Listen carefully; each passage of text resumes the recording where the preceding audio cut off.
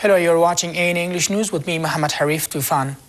The Afghan Defense Minister Abdul Rahim Wardak warned late Friday that the US proposal to cut the size of Afghan security forces by more than one-third after 2014 could lead to a catastrophe. The Minister General Abdul Rahim Wardak expressed his concerns in an interview with the Wall Street Journal after the United States circulated a new proposal to cut troops from 352,000 to 230,000 after 2014.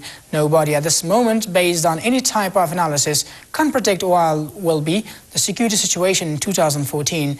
Thus unpredictable, General Wardak is quoted by the paper saying, Pakistani Foreign Affairs Minister Hina Rabbani Khan said they had serious negotiations with the Afghan President Hamid Karzai and a number of other high-level Afghan government officials who accompanied him during his visit to Islamabad.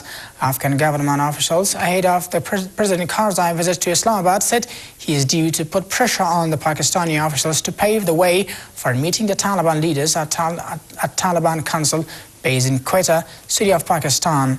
However, Pakistan denies providing sanctuaries to Taliban militants in Pakistan's soil.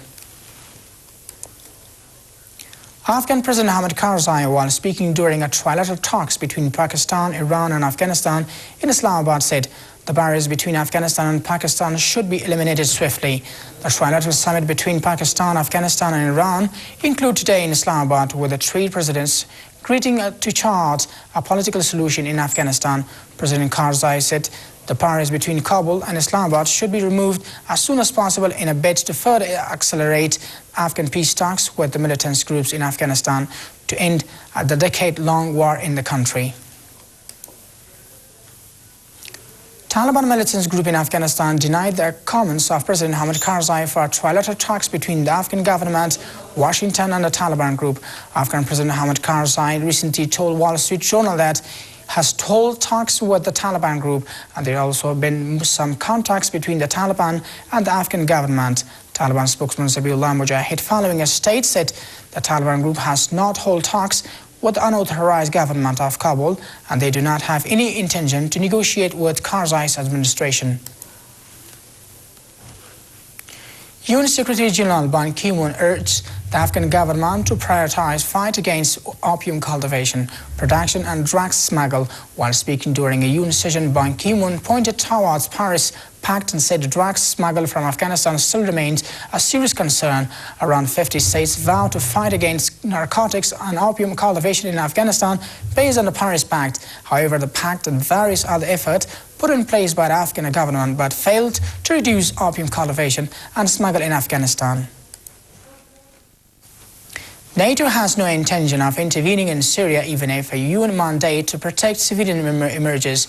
Reuters reported the organization's Secretary General Under Fogh Rasmussen said he urged the Middle East countries to find solution of the crisis in Syria.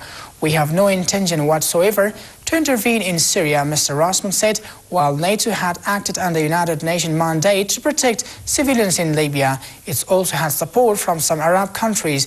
That's not the case in Syria. Mr. Rasmussen expressed doubt that the NATO position would change if the United Nations provide a mandate.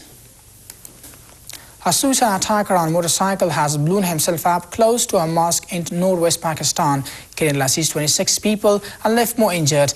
The bomber detonated his explosive vest outside a mosque after Friday prayer in a Shia Muslim neighborhood in Kuram tribal region near the Afghan border. Government officials said 3 more people were killed and police shot at protesters from the Shia community after the bombing in Parachina, the main town in Kuram. A curfew was later imposed in Parachina. The attacker is claimed by the Taliban.